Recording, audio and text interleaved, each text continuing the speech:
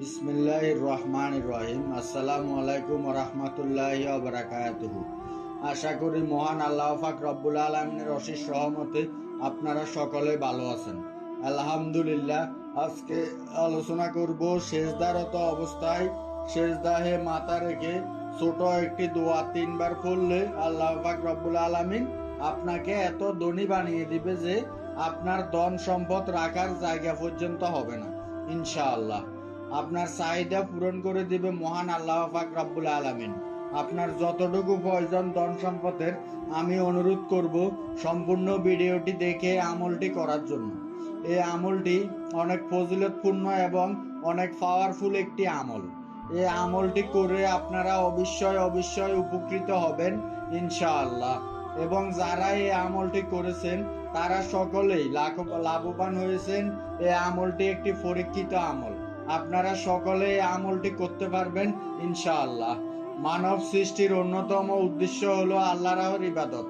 ইবাদতের মর্ম কথা হলো সর্বোচ্চ মর্যাদার অধিকারী সত্তার সামনে সর্বাধিক বিনীতভাবে নিজেকে সঁপে দেওয়া। অক্ষরিকভাবে এটা সর্বতভাবে সেজদার মাধ্যমে সম্ভব। অন্যত্র মহান আল্লাহ তাআলা আরো বলেন, তুমি কি দেখো না যে আল্লাহকে সেজদা করে যা কিছু আছে মুখমণ্ডলে ও উপমণ্ডলে, সূর্য, চন্দ্র, নক্ষত্র রাজি, পর্বত রাজি, বৃক্ষলতা, জীবজন্তু ও বহু মানুষ। আর বহু মানুষ যারা সেজদা করতে অস্বীকার করেছে তাদের উপর শাস্তি অবধারিত হয়েছে। বস্তুত মহান আল্লাহ তাআলা যাকে লাঞ্ছিত করে তাকে সম্মানদাতা কেউ নেই। নিশ্চয় আল্লাহ তাআলা যা চান তাই করেন। সূরা হজ আয়াত 18। শুধু নিম্ন জগতে নয়, সেজদার এই নিয়ম রয়েছে ঊর্ধ্ব জগতেও। সেখানে ফেরেশতা মহান আল্লাহ পাক রব্বুল আলামিনের উদ্দেশ্যে সেজদা করেন। এরশাদ হয়েছে, তারা কি আল্লাহর সৃষ্ট বস্তুর সমূহের প্রতি লক্ষ্য করে না? তাদের ছায়া ডানে ও বাঁয়ে ডালে পড়ে আল্লাহর প্রতি সেজদারত হয় বিনীতভাবে। আসমান ও জমিনে যত প্রাণী আছে সবই মহান আল্লাহ তাআলাকে সেজদা করে এবং ফেরেশতারাও। আর তারা অহংকার করে না। সূরা নাহল আয়াত 48 থেকে 49। এই সেজদারত অবস্থায় আমাদেরকে মহান আল্লাহ পাক রব্বুল আলামিনের কাছে দোয়া চাইতে হবে আমাদের সমস্ত প্রকার অভাব অনটন থেকে।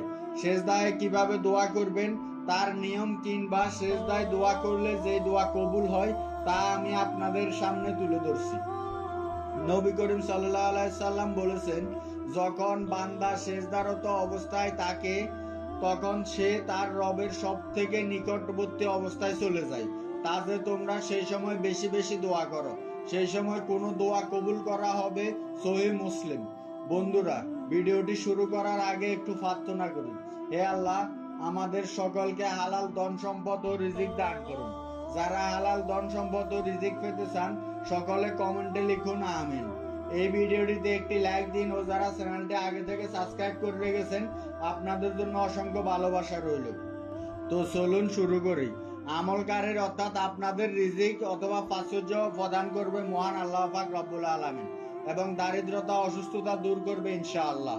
এবার আমরা জেনে নিব সেজদাহে দোয়া করার নিয়ম কি, কিভাবে আপনারা সেজদারত অবস্থায় সেজদাহে মাথা রেখে দোয়া করবেন। সেজদায় দোয়া করার জন্য প্রথমে অবশ্যই সেজদার তাসবিহ পড়ে নিতে হবে। সেই হিসেবে আমরা সুবহানা রাব্বিয়াল আলা বা অন্য কোনো তাসবিহ 3বার পাঠ করে নিতে পারি। এই তাসবিহ পাঠ করার পরে আপনাদেরকে দোয়া পাঠ করা শুরু করতে হবে। সেজদারত থাকা অবস্থায়, এমন হোক সেটি ফরজ, সুন্নত কিংবা নফল নামাজ।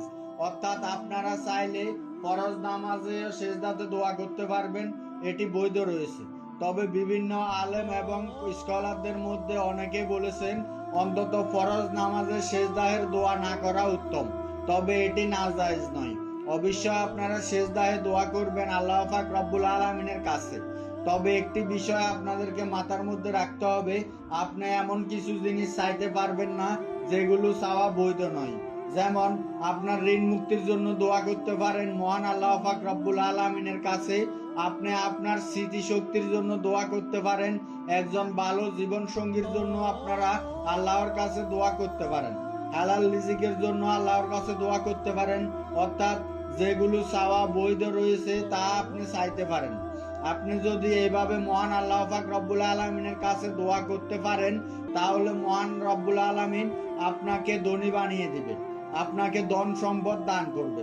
হযরত ইবনে উমর রাদিয়াল্লাহু তাআলা বর্ণনা করেন, এক সময় যমুক ব্যক্তি হুজুরের আকরাম সাল্লাল্লাহু আলাইহি সাল্লামের খেদমতে এসে আরজ করলো, ইয়া রাসূলুল্লাহ সাল্লাল্লাহু আলাইহি সাল্লাম, দুনিয়া আমাকে পরিত্যাগ করেছে, অর্থাৎ আমি অভাবগ্রস্ত অবস্থায় রয়েছি।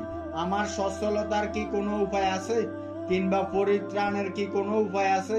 তখন হুজুর পাক সাল্লাল্লাহু আলাইহি সাল্লাম বলেছিলেন, তুমি সেজদারত অবস্থায় এই দোয়াটি পড়বে, যে দোয়াটি ফেরেশতারাও করে, আল্লাহ পাক ফেরেশতাদেরকেও রিজিক দান করে। সুবহানাল্লাহ। সেই দোয়া করলে আল্লাহ পাক রব্বুল আলামিন আপনারও রিজিকের ব্যবস্থা করে দিবে ইনশাআল্লাহ। হুজুর পাক সাল্লাল্লাহু আলাইহি সাল্লাম এই দোয়াটির কথা বলেছেন। সেজদারত অবস্থায় আপনাদেরকে এই দোয়াটি করতে হবে। সেজদাহের তাসবিহ পড়ার পরে দোয়াটির উচ্চারণ হলো সুবহানাল্লাহি ওয়া বিহামদিহি সুবহানাল্লাহিল আযীমি ওয়া বিহামদিহি আস্তাগফিরুল্লাহ। আমি আবারও বলে দিচ্ছি, সুবহানাল্লাহি ওয়া বিহামদিহি সুবহানাল্লাহিল আযীমি ওয়া বিহামদিহি আস্তাগফিরুল্লাহ। এর অর্থ হলো, আল্লাহ তাআলার পবিত্রতা বর্ণনা করছি এবং তার প্রশংসার গীতের সাথে তাকে স্মরণ করছি। মহান আল্লাহ তাআলা পবিত্রতা বর্ণনা করছি এবং তার প্রশংসা বর্ণনার সাথে আল্লাহ তাআলার নিকট ক্ষমা প্রার্থনা করছি। আপনারা অবশ্যই সেজদারত অবস্থায় 3 বার এই দোয়াটি পাঠ করবেন, ব্যাস তাহলে হয়ে যাবে। বন্ধুরা, আপনারা এই আমলটি অবশ্যই করবেন। এই আমলটি যদি আপনারা করেন, তাহলে এর থেকে অনেক বেশি লাভবান হবেন। যদি আপনারা দারিদ্রতা ঢুকে থাকেন, অথবা আপনি অনেক পেরেশানিতে আছেন এবং আপনারা অনেক বেশি অভাব অনটন রয়েছে, তাহলে আপনারা এই আমলটি করুন। আপনাদের দারিদ্রতা, অভাব অনটন, পেরেশানির সমস্যা সকল কিছু দূর হয়ে যাবে ইনশাআল্লাহ। এই আমলটি করার ফলে আপনাদের বাসায় অনেক বেশি ধন সম্পদ চলে আসবে। এই আমলটির ফলে আপনাদের বাসায়, দোকানে অথবা ব্যবসায় অনেক বেশি বরকত চলে আসবে। আপনাদের আরো কোনো প্রকার কোনো সমস্যা হবে না। বিশেষ করে আপনাদের আর কখনো টাকার পেরেশানিতে ভুগতে হবে না। অনেক ফজিলতপূর্ণ এবং পাওয়ারফুল একটি আমলটি এটি। তাই জীবনে একবার হলেও এই আমলটি করে দেখুন, নিজেও এই আমলটি করুন এবং অন্যদেরকেও এই আমলটি করার সুযোগ করে দিন। এই ভিডিওটি শেয়ার করে দিন আপনাদের বন্ধুদের মাঝে, ভাই বোনদের মাঝে। ভিডিওটি যেন সবাই দেখে উপকৃত হতে পারে।